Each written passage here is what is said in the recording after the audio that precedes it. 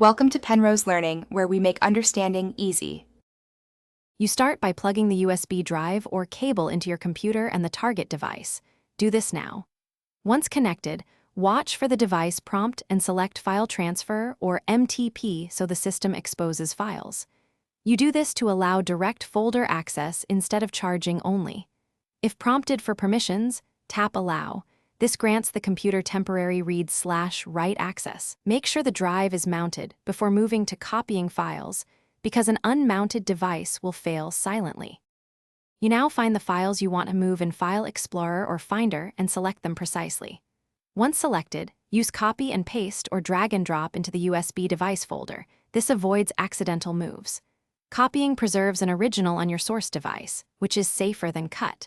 If you transfer large files, monitor the transfer dialog for estimated time and speed. Slower speeds signal a weak cable or USB 2.0 port. Pause or cancel if you chose the wrong files.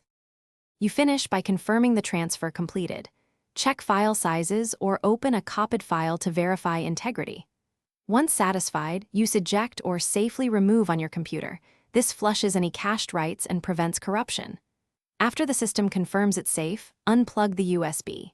If something goes wrong, files missing or errors, try a different USB port or cable and run a quick disk check on the drive. These steps resolve most common hardware and file system hiccups.